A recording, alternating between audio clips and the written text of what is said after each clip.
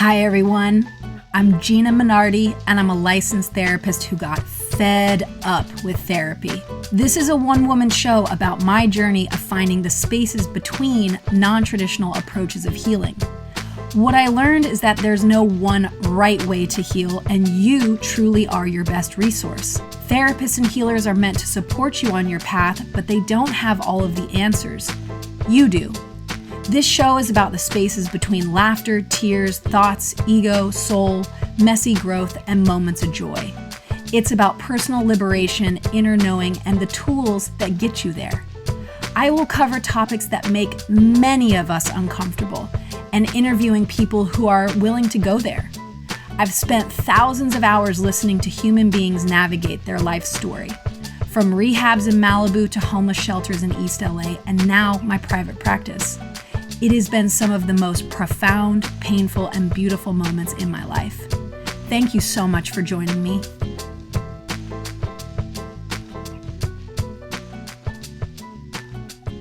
Hi, Chris. How are you? Hi, Gina. Hi. I am well. I'm great. I'm excited. I'm very, very excited for the listeners today because you really do. You have a profound amount of wisdom. No pressure. Mm, But so I guess I'm just gonna launch into talk to the audience a bit about what you do before we go into the themes that you and I discussed previously.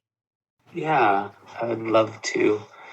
So, as you said, I work as a crisis worker, which means I work on the crisis hotline and dispatch a mobile crisis team that goes out to meet with people in the community face to face to try to help them get through a crisis, get connected to resources, and figure out what level of care they need, as well as helping their loved ones, friends, and family to help navigate the mental health care system. And so I'm talking to people trying to help um, individuals in mental health crisis. And then I also sometimes talk with the individuals in a crisis themselves. And we also work with the severely mentally and persistently mentally ill population Okay. quite a bit, being that we're a free service. And I think of it kind of like one of the front lines, sort of like how the emergency department is a front line that just catches everything and it's free and it's 24/7 and people can just show up when they need. So it's an interesting place to work, and I've been working there for over 5 years, and it's been a profound experience for me. Mhm. I'm really glad to have found it. Mhm. Yeah, and then therapy, I just barely started 2 years ago, Mhm. doing traditional talk therapy with folks with specialty on in CBT, cognitive behavioral therapy, and ACT therapy, acceptance and commitment therapy. Mhm. And Mhm. yeah, so and therapy has been a long time career goal slash dream of mine since I was a little kid, having my mom tell me about her clinical sessions, her therapy sessions when I was a little kid. And I've been fascinated and drawn to do that work ever since I was a kid. Mhm. Okay. Okay. I'm sure, I mean, I know I'm curious. I'm sure the audience is also curious.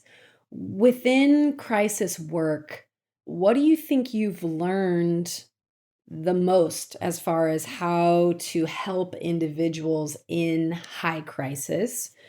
And I know you've talked to me a lot on the side as far as you help there's a lot of people who need help helping the individual in crisis. So they're not actually the ones in it, but I know you also work directly with those who are in high crisis. So if you could just talk for a moment about things you've learned or tools or what you find very helpful for individuals in that elevated state. Yeah, I'm so glad you asked that. It brings me back to when I first started crisis work, and a coworker told me something so helpful at that time that has really stuck with me, which is that all you have to do is give them a safe place to talk. Mm. You're simply providing a space for them. Mm-hmm. And so that's one. Of course, we do more, but that's such a good grounding principle for me. And of course, the skill, if we wanted to put a title on that, is listening. Mm-hmm. So I think that's the main thing I've learned is deep listening and being present with people, just being able to put my stuff aside and the stuff of the last person I tried to help aside and just drop back into being present with the next person. That's what comes to mind right now. Yeah. So what I'm hearing from you, so deep, active listening, and without maybe going in, because I think a lot of times when we think of somebody in crisis, or even if a friend comes to us in a particular situation, I think a lot of us like to put the hat on of how can I help you with tools, or how can I really get in there, and versus just pull, I know I have this problem, versus I immediately I can start to put my therapist hat on, but pulling back again a bit and listening and really just opening your heart to that present moment listening, which is a felt sense experience for another person, which creates that safe containment. Yeah. Yeah. And that you got it. And it's been I've gotten to witness the power of listening through my work, because it's so powerful because it is like a sort of a panacea. Most people simply talking about what's going on for them helps them calm down, gain perspective, and most of the time, honestly, most of the time, no matter how freaked out someone is, panicked, or mentally ill, they feel better after talking to someone who's a patient listener. And it's the most, I think the biggest reward I get from the work is having people kind of just honestly reflect, gosh, I feel better, just after a little bit of talking. So Yeah.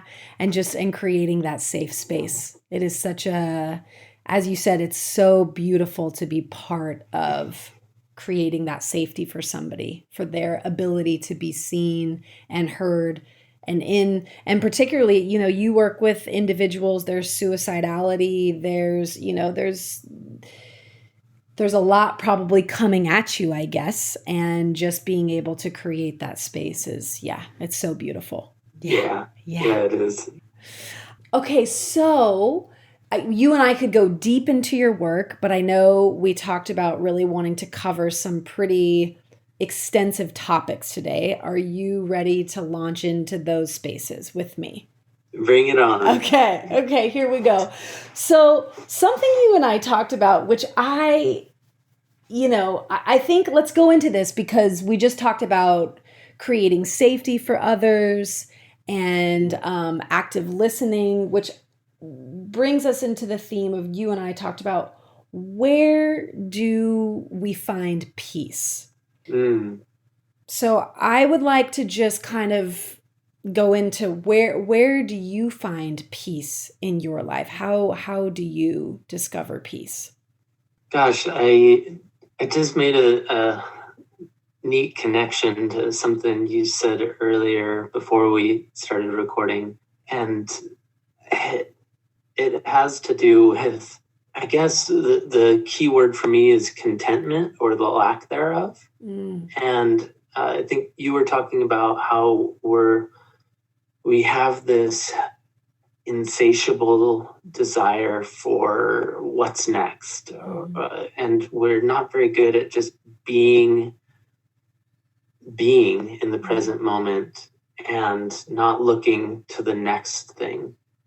And the connection I just made with, like, where do I find peace?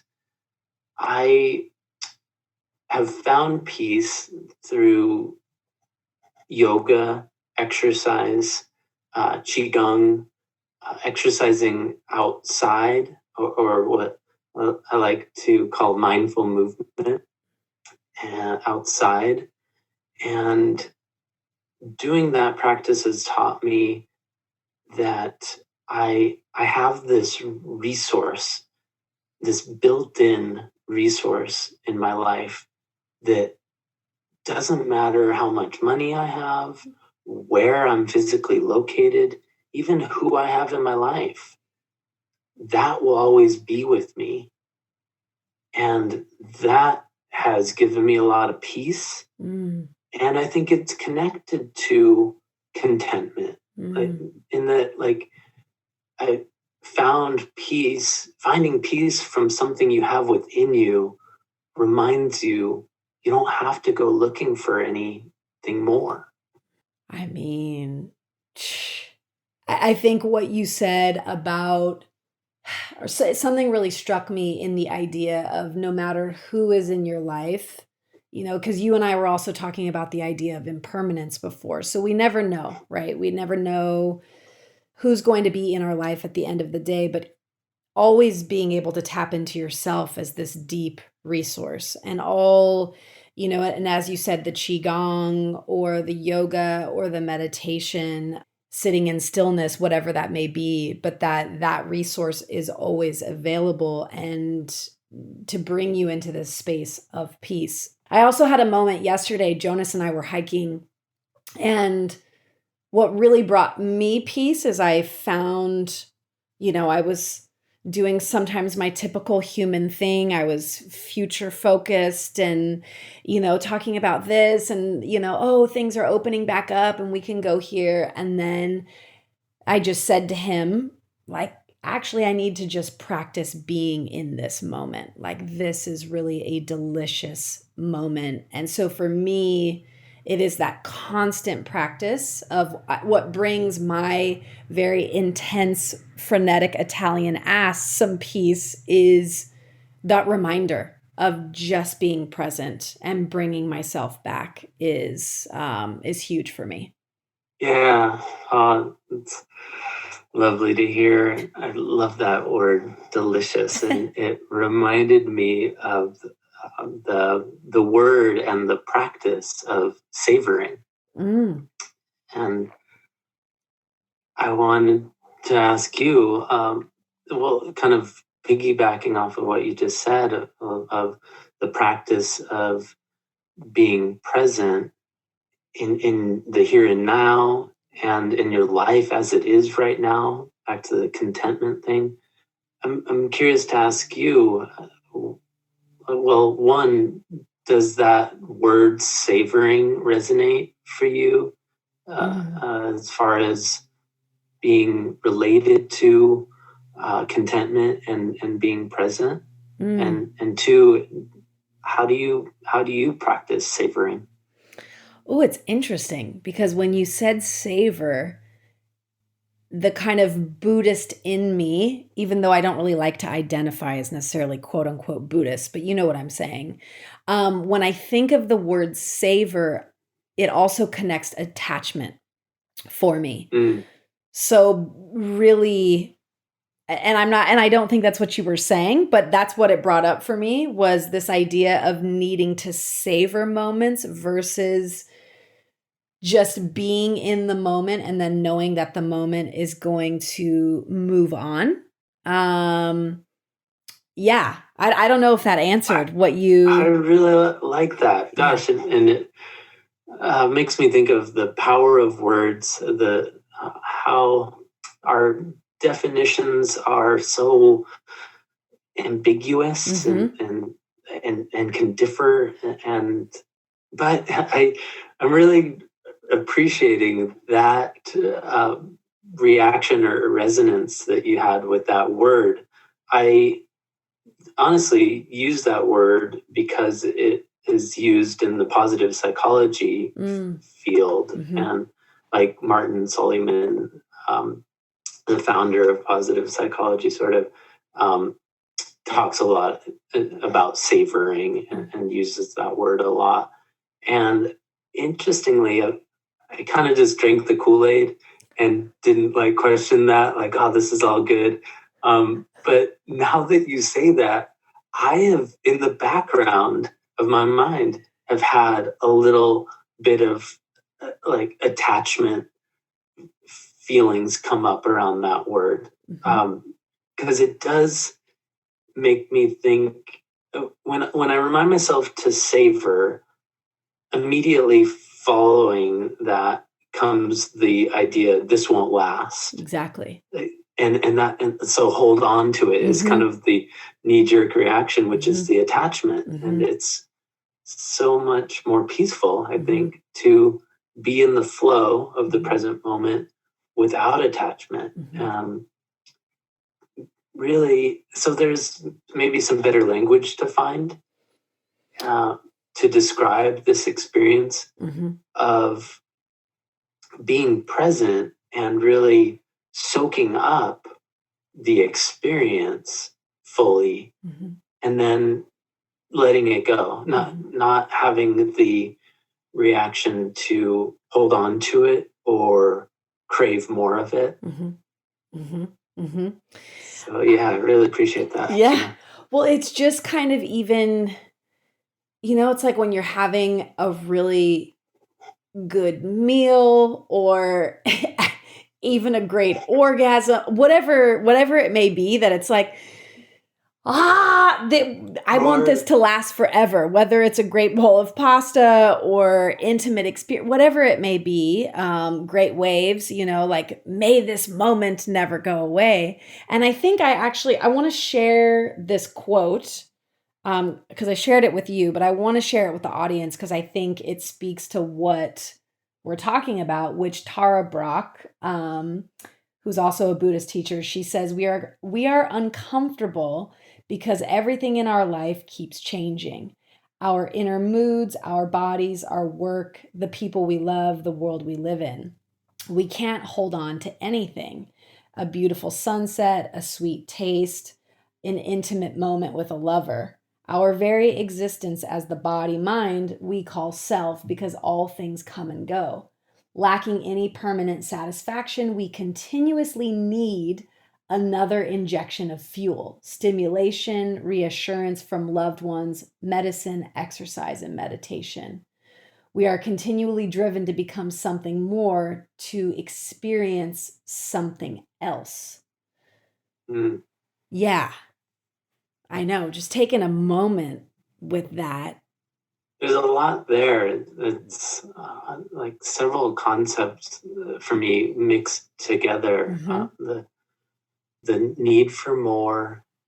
And I guess what I got out of that was she's saying that our need for more and getting a little hit or fix of something new or an accomplishment is a way of managing the difficulty of change. Yes.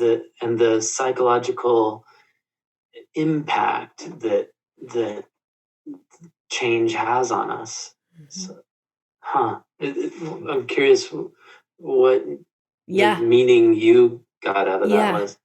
Yeah, this is, years ago, this is going to be a little bit of I shouldn't say cheesy moment, but the book Eat, Pray, Love by Liz Gilbert, which many women have read. And in that book, I'll never forget, she wrote a sentence, which is human beings and our inability to sustain contentment. And so, but the Tara Brach quote is so layered, right? Because she's talking about several things, such as the impermanence of things. Everything is always shifting and moving. and then we're grasping or savoring, dare I say. And it's not, and I'm not meaning to give a negative connotation on that word at all, because I think it's very much part of the human experience. We just want to hold on. We really want to hold on to what's good and what feels joyful, and there's elation in the body, but a lot of our suffering comes from everything is in constant motion, and within that motion and shifting and changing, whether it's our inner moods, our external experience, is just that. And going back to the Liz Gilbert quote, it's hard to sustain contentment. And not only do I believe it's not only hard, it's just not supposed to be part of life. It's the embracing of all of the colors, the entire spectrum of the experience. And I think maybe that's more what Tara is pointing out, is that we're always trying to experience something else versus just being with what is. Yeah. That was a long tangent. Sorry, I gave you a lot there. Yeah, and it brought up a lot of different thoughts. So the Buddhists like to use the word equanimity. Yes. Which is like this life project, I feel like, for me, like that and being compassionate is like my life project, ongoing. Hopefully it'll never end for my lifespan, that I'll always be pursuing or learning about, practicing things that help build, increase equanimity and compassion. But yeah, so equanimity, I guess, just a quick definition from my mind, it is kind of being okay with pleasure and pain, and everything in between. The whole roller coaster ride of emotions and physical experiences and relational experiences that we have, and I don't know, it's not even savoring or being grateful for. It's not even a positive thing. It's this kind of neutral position, which sounds like unappealing to us, I think, because of our cultural conditioning. We're all about kind of the biggest, brightest performance and talent and celebrity, and so to want neutral seems really counterintuitive.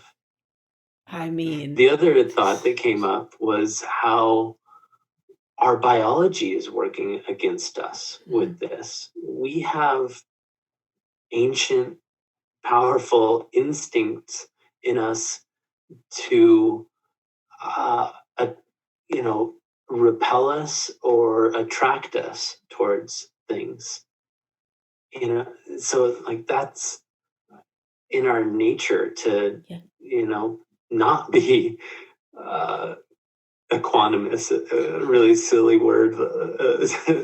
Really, yeah.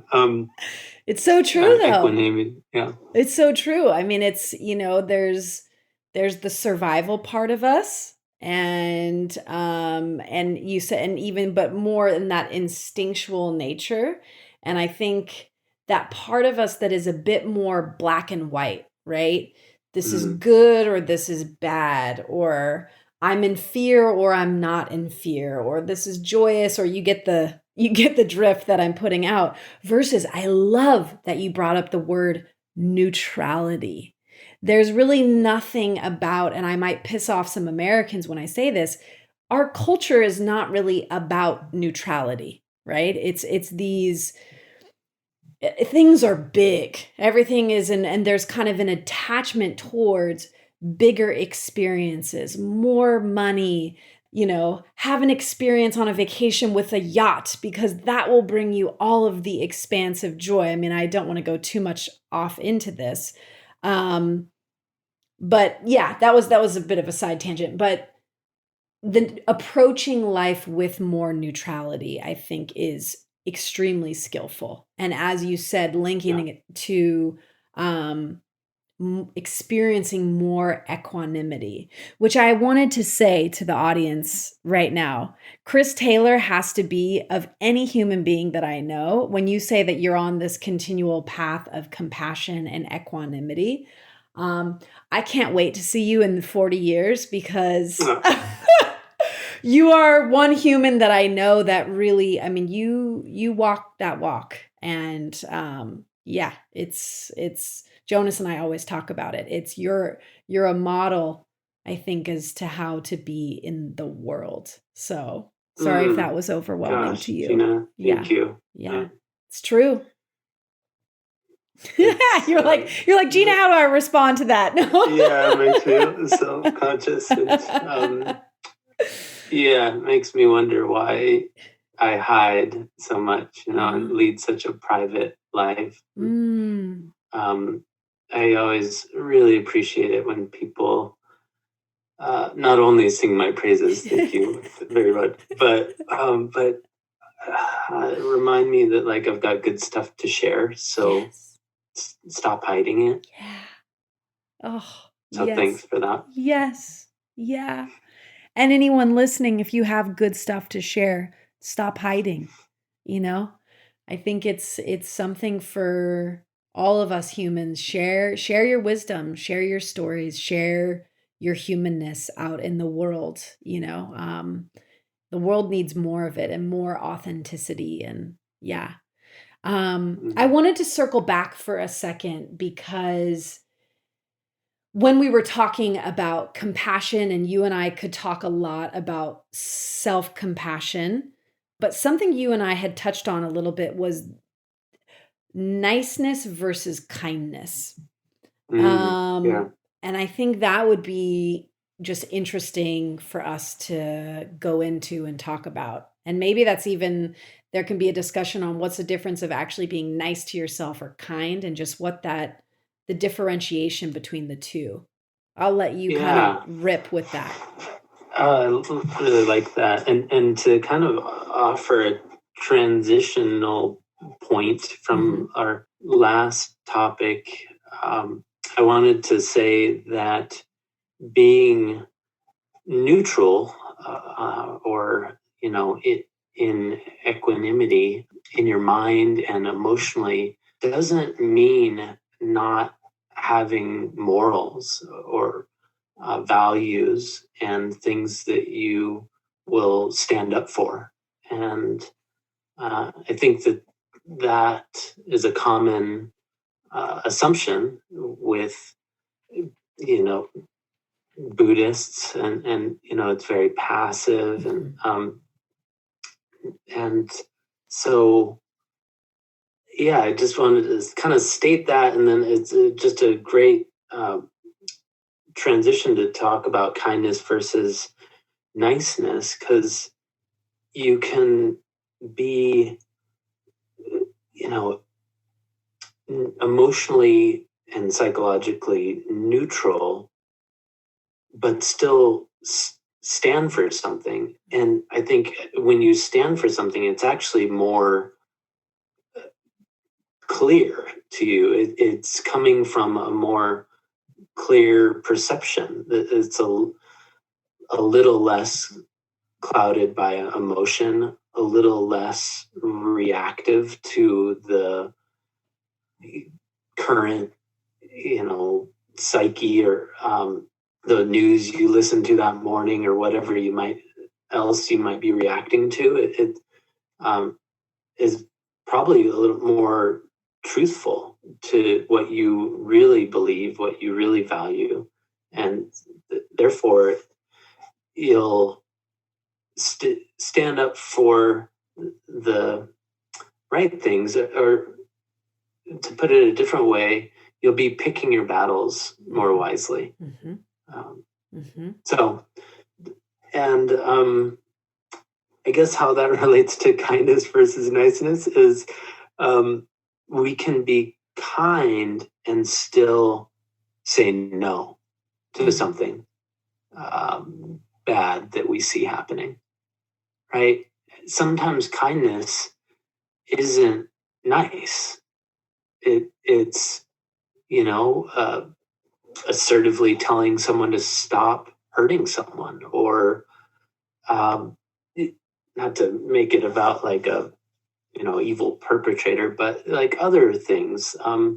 Just picking someone up when they're down. That is obviously kind, but it may not look kind. And I think that's where niceness comes in. Nice just is about what it looks like. Oof. And it's about kind of not standing for anything. I think we can, if we're in the habit of being nice, we can be nice to someone that's doing harm, or doing us harm even. So that's my little ramble or riff on that. Hope that connection made sense. Yeah, it's well, the piece about you saying that kindness can also be saying no is, or is that what you said? You said saying no or standing up for. And I don't know if I would have normally correlated the two, that within that, kindness is a no within that. Whereas when I think about kindness and niceness, and I think this was an old Buddhist teacher that used to teach at a Sangha that I went to, was more niceness was inauthentic and kindness is authentic. There's more truth in kindness. So even going to what you're talking about, a no, but within that kind space, there's a lot of truth within that and standing up for something or someone. For me, obviously coming from living in a city like Los Angeles, I don't want to pick on LA. Everybody knows how much I love LA, but there, at least for me, when I think of niceness, it's an interesting, I'll digress for a moment. It's a very nice city. There's a lot of nice people. There's also a lot of people, what I like to say, there's like this kind of sycophantic element or this nepotism that if you're nice to certain people, even if those people aren't really doing things with moral or ethical or great kind of values, it doesn't matter because it will get you somewhere. It'll get you into that right door. It'll get you into the right party. And so, so people can be very nice to one another, and there's a false sense of, it's not a true kindness. And I guess also as I'm talking about this, I'm having an insight in kindness is also wanting to, I think, relate to human beings in a really authentic way and wanting to actually know someone or have a real moment with somebody versus just a nice, it's even like when I think about when you go to the grocery store and somebody says, "How are you doing today?" And then you go, "Good."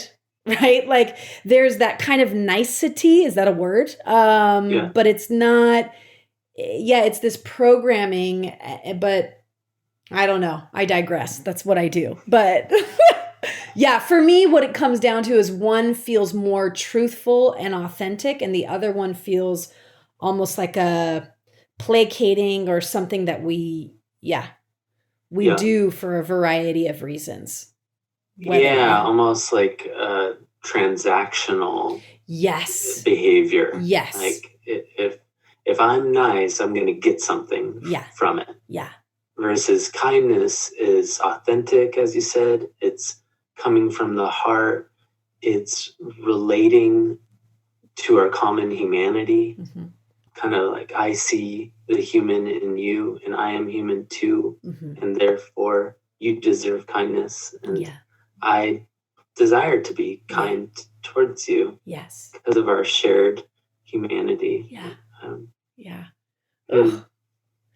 That actually made me think of, how are you kind to yourself? Oh, nice way to bring in self-compassion. Yeah.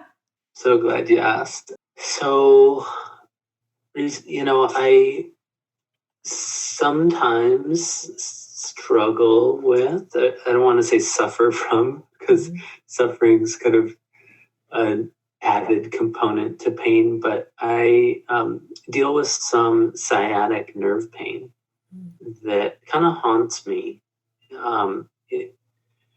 for the last 5 years or more, and it just comes and goes, and it is quite painful when it comes, and especially painful in bed, and starting moving first thing in the morning is super painful. And I like the idea of pain as a teacher. And I think one of the main things it teaches is to be kind to yourself, to not think about things you regret that maybe led to that pain, or think or beat yourself up for not taking better care of yourself, or like letting dark thoughts stir and persist about what this pain means for the future. And instead be mindful and kind and gentle and compassionate with yourself. And so, how, back to your question, or to try to answer it, how do I practice it? What first comes to mind, the self-compassion researcher Kristen Neff talks about kind of just hugging yourself, or kind of just a gentle touch of on your forearm, or even kind of just a gentle stroke that I know sounds super cheesy and like, interestingly, self-compassion brings up a lot of judgment for us, I think, because it seems so, I don't know, cheesy and soft and almost like pathetic. I'm just trying to get into the mind of someone really judging self-compassion. Like, if you like had it, like if someone was videotaping you being, kind and compassionate towards yourself, it would be embarrassing. Like, oh my God, look at how pathetic I look, hugging myself and stroking my arm. Like, come on, pull yourself together. You got to be tougher than that, right? But it's like, actually, I think being tough involves taking care of yourself, being kind to yourself, being able to take a few deep breaths instead of going down some anxious rabbit hole about what this pain means, and how it's going to get worse, and all that. Just doing the gentle thing is actually the strong and courageous thing a lot of times. You brought up so many different, I just felt it in my body. I think, and I've talked to you about this before. One of the biggest things I've struggled with in my life is self-criticism, perfectionism, being hard on myself, and then therefore having, also expectations of others. And there's just this edge. And so when you talked about gentleness and softening, but then even within the house of self-compassion, it feels cheesy, or it feels like if we were to take that word away, it just feels a little bit like you said, oh, what if somebody came in my room and saw me, Tara always talks about, you and I were talking about the RAIN exercise before, and even outside of RAIN, she'll describe offering yourself, there, sweetie, I see you. I see your pain. and I'm here for you, Gina. And, even when I say that out loud, there's like a little part of me that goes, "Ugh," and I'll see it even when I reflect that for my clients, I'll say their name and, we'll bring attention to what the suffering is and offering that love, saying to yourself, I love you. I really see that you're hurting, sweetie, or I really see that you're in pain, Gina or Chris. And it's hard for us to go there as humans. And I think, like you said, there can be this judgment of self when you go in. It's really interesting, a judgment of being kind to yourself that somehow, this is just like, I don't know. It's, what are the words that I don't know. I'm Yeah, sappy came to mind, but I don't think yes. that's right. Yeah.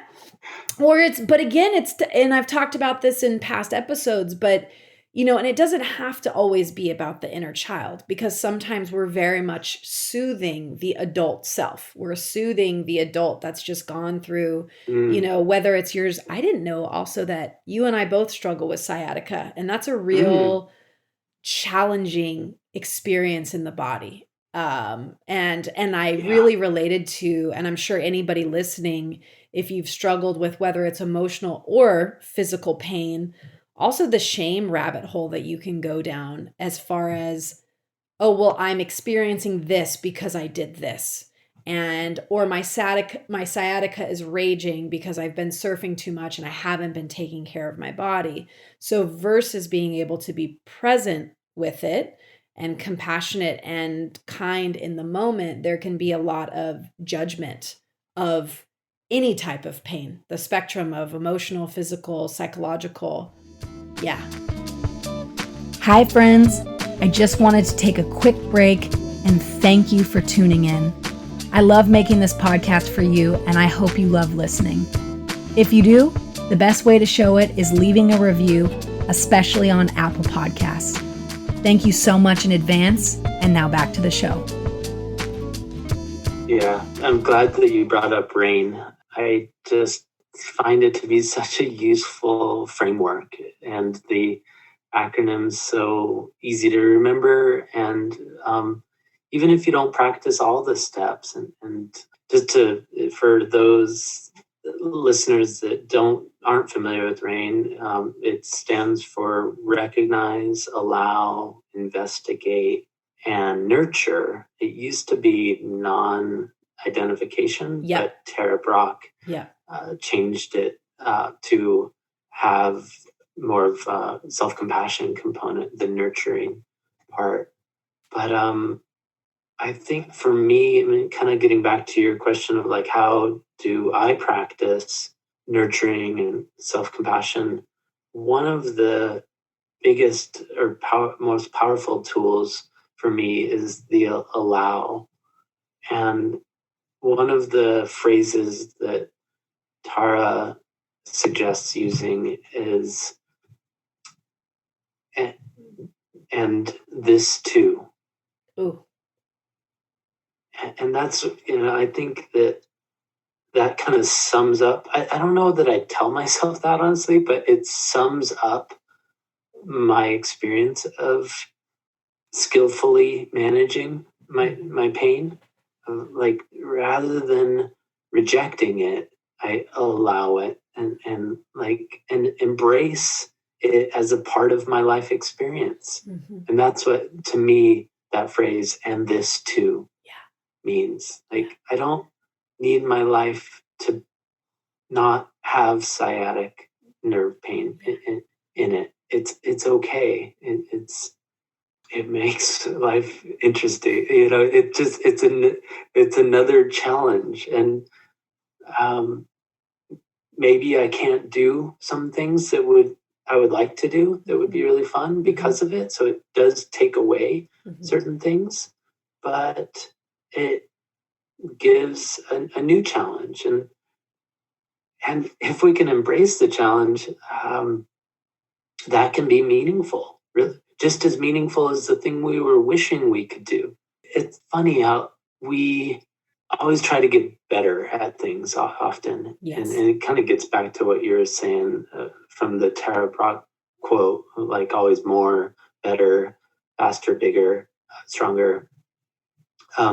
We always are looking to get better, and that is voluntarily facing challenge, right? We're wanting a challenging experience when it's something that we're wanting to progress at, because we know that challenge is how we grow and get better.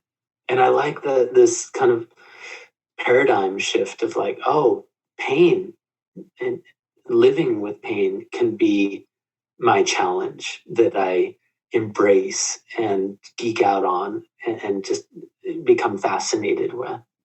And I just want to finish this line of thought with this really powerful lesson I learned from yogi. I got to go to India for a while in 2005 and spend some time in a yoga ashram.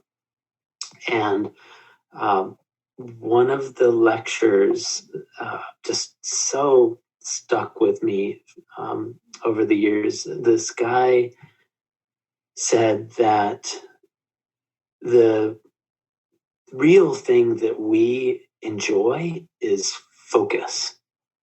And if you can learn to control how intensely you and what you and when you put your focus on something, you have the ability to really enjoy anything. I mean, and the example he used, it's a great one, why it stuck with me so well, is he said you could enjoy cleaning a toilet just as much as you enjoy doing your very favorite thing. And for me, I compared it to taking a snowboard run or riding a wave. Yeah. It was like, oh, what if I could enjoy washing a toilet as much as I enjoy those things? That's far out. I mean, I really, in my mind, was just now thinking, because I cleaned my toilets yesterday, and I was just going, okay, I'm going to think about that in comparison to a really good day at Malibu. And it's so, yeah. You might need some really good drugs to make that possible. I mean, but hey, it's possible. It's possible. It's possible. But I think, I go back to, you were to circle back to a point that you were saying, and I'm gonna mince the exact sentence that you said, but it's really learning about how to be with the pain. And so that's going away. And I guess part of that is focus, right? And we don't necessarily want to hyper focus on our pain, but being able to give attention to and to be with. And it's also that the integration of all parts or all experiences. Totally. And so the toilet and the perfect barrel are kind of included in that. What if you could bring a certain presence or focus in your life that generates, you'd be high on life all the that's not what I'm meaning to say, high on life. It's just, but you include everything as part of. Yeah, you include everything. And it brought to mind the concept of awe. Or awesomeness, it's sort of like practicing the ability to be in awe more often. Yeah. I'm so glad that you made that connection with focus and because, with the opposite of focus is distraction, right? Mm-hmm. And you can't be in awe of something if you're distracted. Oof. Right? Yes. And so so maybe that's and I wanted to make the connection that the early benefits of meditation and really kind of what you're practicing is your ability to focus. Yes. You're kind of training and containing your monkey mind Yeah. a little bit, Yeah. so that you can redirect it towards places you want it to be focused on, Mhm. and instead of spiraling out of control or Mhm. going down a unuseful Mhm. train of thought. Mhm. Yeah, and that, it kind of going back to RAIN, the first three parts of RAIN, recognize, allow, investigate, are all considered mindfulness practices. Mhm. Mhm. And yeah, so I just wanted to make that connection that, like, yes, to agree with you, what you said, you need an ability to focus Mhm. your mind and not have it just um, be like a clown car, Yeah. where all the different clowns in the car are pulling on the wheel Yeah. here and there, left Yeah. and right. Yeah. To have some control so that you can first recognize Mhm. what is going on now, and then like prompt yourself to see if you can allow it to just be there.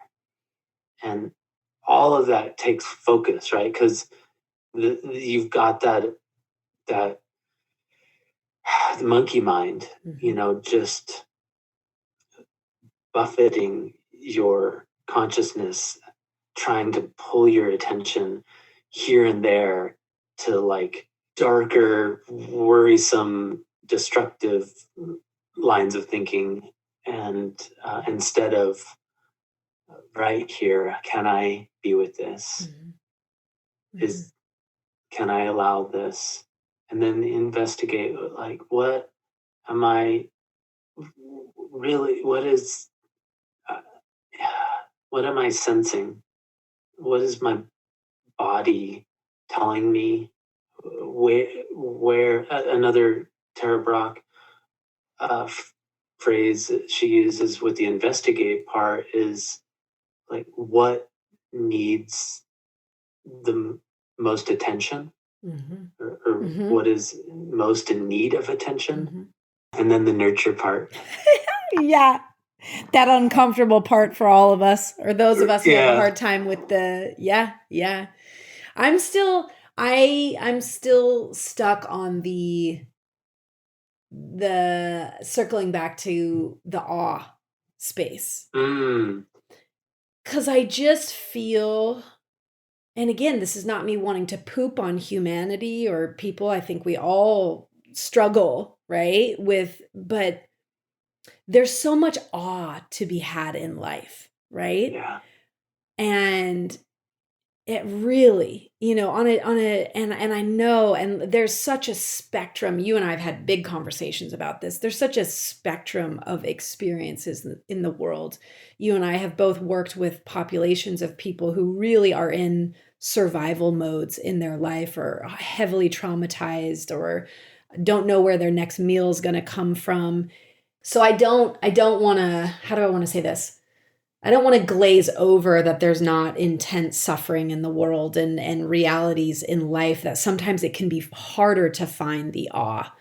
But in the space that we're talking about right now, and for those listening, but it's a practice also. And I guess that's really what I wanted to point out is if you have the availability and the time to slow down enough to cultivate and experience awe, and that awe can come from things that don't cost money, the awe of a flock of birds, or again, because I'm so immersed in nature right now, I'm constantly in awe of all of the things that I see, and the pulse of nature, and the sounds, and um, yeah, I wanted to touch on that point, because I think it's something, if everybody took a little time in each day and went, where can I find the magic, right? Where can I really find the magic Mm. in being alive and the awesomeness of this experience. And of course, it's not every day, because going back to that Tara Brach quote, everything is always changing, it's always shifting, and we're always grasping, right? We're grasping. And so it's not about grasping on to that awe moment, but allowing yourself to really go there. And I think part of that does come from a bit more of a concentration practice through meditation, because you can slow down enough. That was even, again, not to be redundant, but going back to that, when Jonas and I were hiking and I was just noticing such this future focused, la, la, la, la, la. And then I just went, whoa. And I constantly, it's a daily practice of, Gina, pull it back, pull it back in. How can you be in this moment? Take a breath, smell the air. What can your senses really drop into, And I think that's also a really powerful one as we're talking about this for people to practice daily. Just check in with your senses. That's one of the greatest ways to become more mindful and grounded in your day and in your experiences. Even if you're sitting in a chair, touch the chair. What does the chair feel like? Ground your feet. Take a deep breath in, and it's maybe not about always finding awesome moments sitting in a chair, but being able to really bring that presence. And then we will experience more equanimity on the day-to-day when you continue to kind of always pull yourself back. And then it's that monkey mind. We go and then you bring it back. And then you can experience the awesome, the mundane, and the everything in between. Yeah. Yeah. Yeah. Where do we go from here, Chris? Well, I appreciate you acknowledging that some people are living in survival mode. Yes. And it reminded me of this good metaphor, which is, it's really hard to stop and admire the beauty of the flowers when you're being chased by a tiger. Oof. Yeah. Right? Yeah. And so, yeah. I don't know, what comes up for me in saying that is like a reminder to be compassionate. Mm-hmm. Like when someone's acting like an asshole, driving like an asshole, losing their shit. Mm-hmm. Like, that's one way to think of it, is like, well, they're being chased by some metaphorical tiger, and that sucks for them. Yeah. And I don't want to get in their way as they're running away from that tiger, because I'll just get run over and trampled. Yeah. But yeah, and then to your other point, like the importance of having a practice of concentration or meditation, because I hope that, even in a impoverished life, or, a life lived in survival mode, that ability is still there to be fostered or grown, brought out. Mm-hmm. And I love, one of the key lessons I've gained from Buddhism is whatever you do grows stronger. And so that gives me hope that no matter how much mental illness, or, to use a strong word, you're dealing with, you can practice something like meditation or yoga. And if you keep practicing it, that ability will grow in you. Mm-hmm. Mm-hmm. I feel like I'm preaching. No, look, I always have moments. I was saying to you before this of that vulnerability of when I start to feel preachy, or any of us for that matter. But it also goes to, as humans, we have opinions. And right now we're just kind of like waxing philosophies. And that's just also being human, is figuring out this whole dance. And when you were speaking, it brought me back to when I used to work at this outpatient center, and everybody who was at this outpatient center, at some point in their life had had active psychosis or were actively hearing voices or seeing things. And within that space, and when I was working there, energetically for me, and I was also, that was in my more beginning years, and it was chaotic and there was just so much. But what was amazing to me was to see, whether it was a yoga teacher come in, and not everybody, and I will say this, kind of a disclaimer, there are some people that the severity of their mental illness, it can be really hard to be able to get into a space of mindfulness or presence, because the voices or the things going, auditory hallucinations, visual, can be so intense, right? And it can be, but so if somebody couldn't sit and do a meditation, potentially the yoga teacher could drop somebody into their body. And even in that moment, there could still be some moments of being able to be in that space. And yeah, I guess it brings me back to just the space of, it's complicated to be human, right? And it's what works for some may not work for others, but I know it's yours and I's hope and kind of goal in life to bring this to everybody, really, and to all populations. Yeah. Yeah. Yeah. I'm glad you mentioned the yoga work and kind of getting into your body. That is, I think, one of the more guaranteed ways to intervene for ourselves or others, meaning to increase the amount of movement or time spent in their bodies, focusing on moving it and feeling it move. I'm guessing you've heard the popular book, The Body Keeps the Score. Oh, yeah. By Bessel van der... Bessel van der Kolk. Yeah, I always mess up his name. Yes. Yeah, right. Yeah, me too. Yeah. But I just, and in all the podcasts I listen to about like self-help and stuff, like a common theme is exercise. Is like the go-to most reliable self-care practice and kind of way to cope that people have, and that's certainly true for me.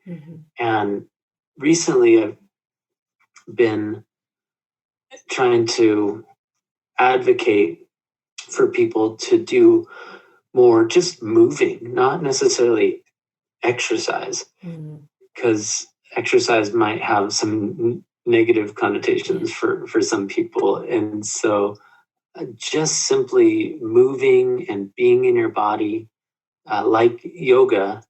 You asked me earlier, and I didn't really give you a clear answer. Where do I find my peace? I find my peace mostly in being in my body, doing yoga, warming up, doing whatever kind of exercise. That it may make me sound like just like an exercise freak, but it's not. It's not just about fitness. It's where I find mental peace. Yeah.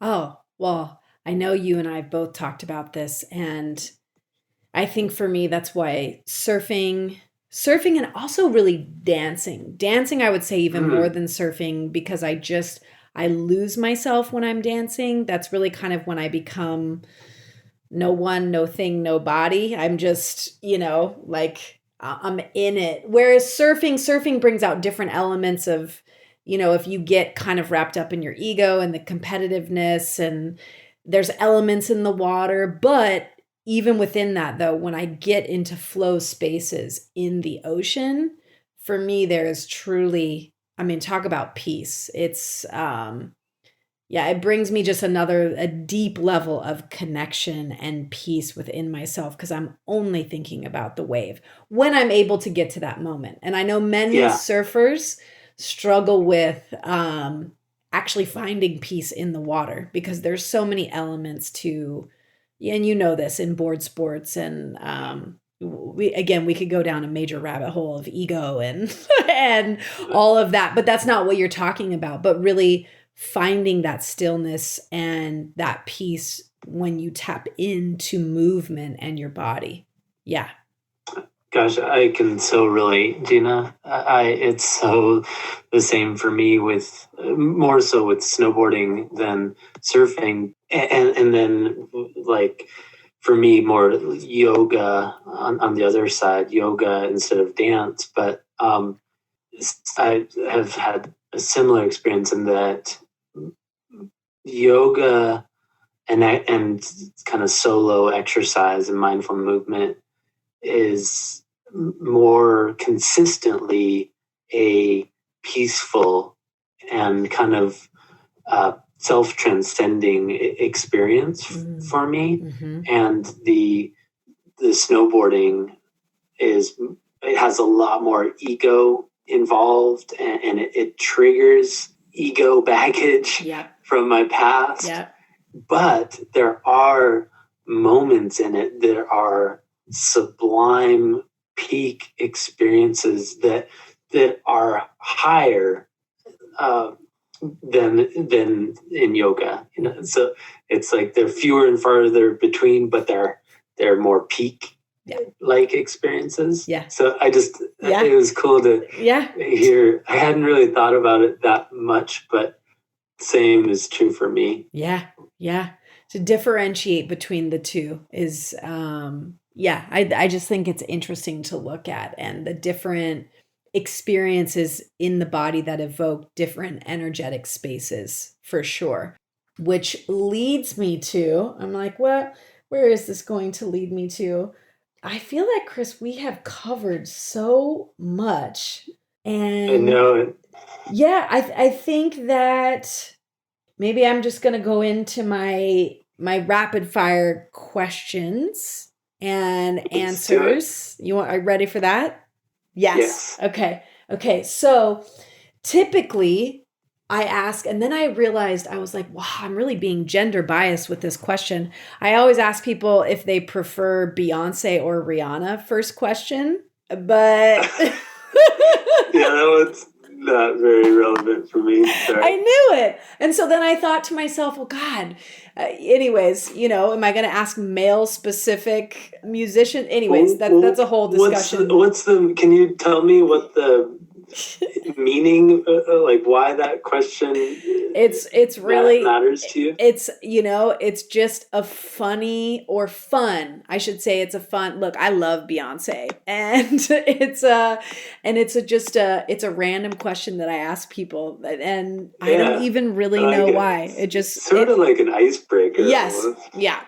And it's really, so it's like my light question before I go into the deeper ones, which you're just in the land of deep. So let's just go there. So the question I like to ask everybody is, why are we on this planet? And why are you here? Man. Well, love is the quick and easy answer that comes to mind. Mm. Why are we here is a question I started pondering, I think, when I was 8 or 9, after my mom explained to me what mutually assured destruction meant and the invention of nuclear bombs.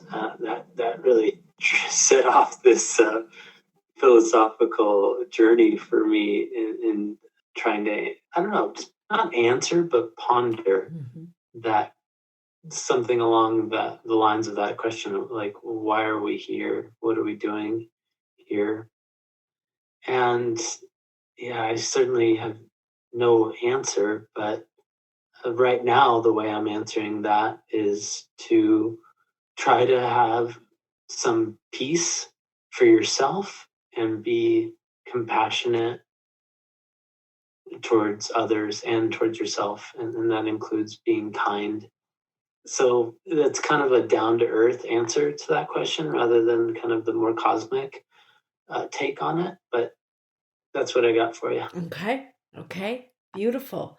So then, so in the second part of it, so do you think that's why you're here, is to Uh, help others engage in compassion and yeah, I let Yeah, I love that question. Thanks for repeating it yeah, and reminding me of yeah, it. Yes, I do agree with what you just said. Just kind of what it brought to mind for me is kind of finding what you're good at and what you value or think is important and worth spending time in, and try to find where those two things meet, mhm, like your talent and your values. Yeah, and I think being kind is just in my nature. I've got like a gentle voice and like just a kindness that I don't really, I don't know, I didn't do a lot of work to be the way I am. yes, I don't like take a lot of credit. It's just kind of how I came out and my experiences, but it does seem like being kind is a strength of mine, and so finding a place where kindness could be really useful and appreciated yeah, makes sense, and yeah. I think that I've found that. But yeah, so to answer your question, I think here to be kind and compassionate. And I would just like to reflect back to you. Yes, that is, and to everybody listening, that it is you, you know, and I always, I will never forget the moment when we were all sitting in the living room and I think Jonas and I were having a little bit of a moment together and you spoke of quality conversation. And just Mm, even within that moment, I don't think either one of us felt judged. I don't think, but it was just this compassionate, kind reminder to let's have quality conversation if we're going to, you know, get into more of a reactive space or into a debating space. And I can't even really remember what we were all talking about, but you definitely, I guess I just wanted to reflect that to you. You really bring the kindness and the compassion. Yeah. So thank you again. So mm. going into our next question, what do you think happens after death? Boy, I have been kind of strictly agnostic for a long time, just kind of not being attracted to the theories that were on offer.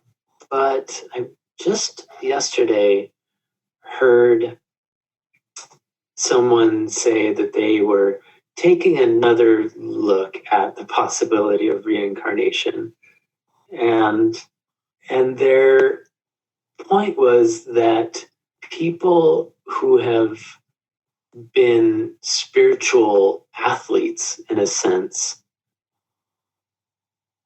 believe in that, say there's something to that, Mm-hmm. and Mm-hmm. comparing my spiritual uh, aptitude, practice, depth of knowledge, it's pretty shallow, and so who am I to say what's right or wrong, true or false?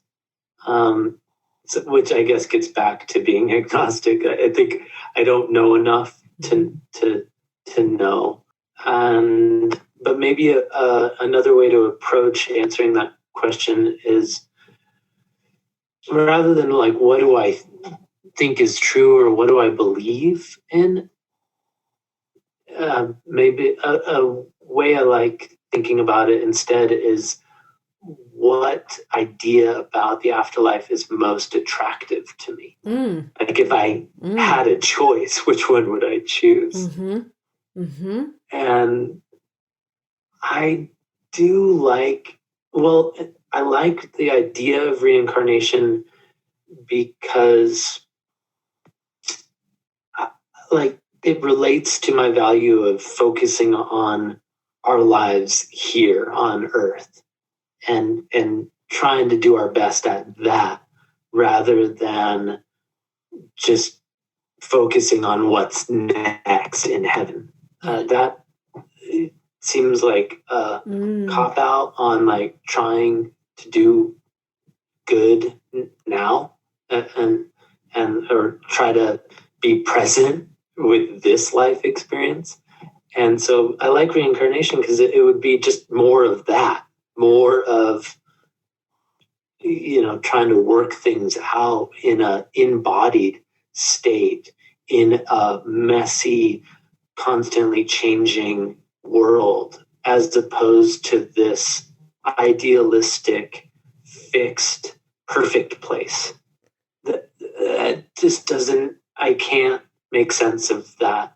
I've never seen that in reality in our world. So it's understandable that it doesn't make any sense to me, because it's just, I've not seen any examples that like a fixed, perfect thing would exist. So I want to say that I really appreciate you asking that question, just not to just me, but in general. That is a heavy question, and it brings up a lot of stuff. It can be, I don't know, just politically charged and culturally charged, and there's that saying like, don't talk about politics and religion at the dinner table. It reminds me of that like it's a one of those topics that it's wise to tread lightly around, because people are very invested in their answers to these questions, their personal answers. And it might, for some, it's their answers, their beliefs in the answers to those questions are doing a lot of work for them, in the sense of giving them some stability or like sense of certainty, and helping them manage all the change and all the impermanence, all the pain and loss. And like, you don't want to mess with their primary coping mechanism, right? And so that's why I hesitate to talk about that stuff. But it's also, it's good to talk about, because if we don't, then we're just kind of, I don't know, encouraging ignorance, and like it's like a muscle that never gets exercised. It will just fatigue and wither away. And it's, I think this is something you talk about, which is like this spiritual poverty in our culture. And I think that is what has happened with the trying to be religiously tolerant, or intolerant to diverse religion. But I don't know, there's a balance to be struck that is possible to find, but I think most of us just avoid it because it can get so messy so quickly. I think even why, and it's why I was telling you that the podcast that I had aired, I think or the last episode, but the personal one, and it's a big deal for me to even talk about my spiritual growth and not being part of a religion, and wanting to also be careful and mindful that religion is very much a part of many human beings' lives. And it brings, as you're saying, it can absolutely bring the structure, the value system, morality for individuals. And so for me, wanting to be mindful that I don't derail that for other human beings, but just that my experience and even as you're talking about death, right? It's your perspective on what death is, and I don't think we're sitting here going, this is right or this is wrong or the absolute.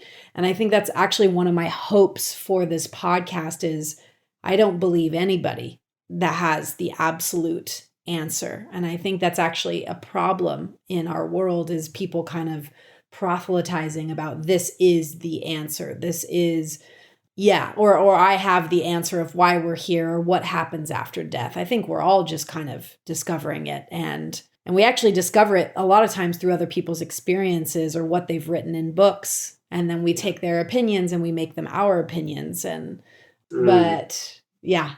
So okay, going on to the next question. We've all had mentors or teachers who have said something, whether it's a sentence or they touched you in a certain way that you carry this with you on a day-to-day. What do you think that's been for you? Well, as far as like a statement that was said by a mentor or teacher that really stuck with me. Yeah. Well, I know there's more, but I can't find them right now. The one that has really stuck with me, and I was kind of referring to it at the beginning of our conversation, was this woman in India who I just took a 2-day course on Reiki from, and I never really kind of got into the practice of Reiki, but I was there, it was on offer, and she did a tarot card reading with this, for this small group that I was in. There was only 3 of us in this little workshop, and she simply told me, share more. Oof. Like of what you have inside. Just share more of it. I forget the exact words, to be honest, but that's the idea. Yeah. Like just share more. Yeah. And Gina, I want to thank you so much from the bottom of my heart for helping me to share more today and with more people than I would normally do. Yeah. And so that's really relevant for me today, is that woman's telling me that was her advice to me. She barely knew me, but she was kind of a mystical woman, and she told me just share more. Yes. I mean, it's the reason that I asked you on here, is, again, I'm going to belabor the point, but there's so much wisdom and depth within you, and just goodness and kindness and compassion but I think sharing, going back to the point, I mean, I've talked to you about this before, and anybody who's been listening to my podcast has known it's hard to share. It's hard. And we can share in private instances or with close friends in a really easy manner usually. But I think when you share more publicly, and maybe that's not even what you're saying, but I guess that's why I wanted you selfishly to come on, is because I want you to share more of your depth and everything that you bring out in me. When I talk to you, I can go around these corners and discover myself in spaces that I'm like, whoa, or these insights that I have. And that just comes through your sharing. And ultimately, that's really just my hope with all of this, is it just helps people share their stories with the world or with each other, and vulnerabilities and the power in that. Because again, it's just, I don't know, in the human experience, how else do we grow and evolve and also feel really connected to each other, and finding, you and I talk about, right, instead of othering, how do we really find our connection to one another? And it's usually through, I mean, there's the old saying, talk story, right? Talk story and share. So thank you for coming on and sharing everything with me today. It was a really beautiful experience. Oh, my pleasure, Gina. It's so good to be with you in this space in between. Yes. Hi, friends. If you have been enjoying Spaces Between, please take a moment to subscribe, and leaving a review is the cherry on top. Thank you so much, and I look forward to connecting with you next week.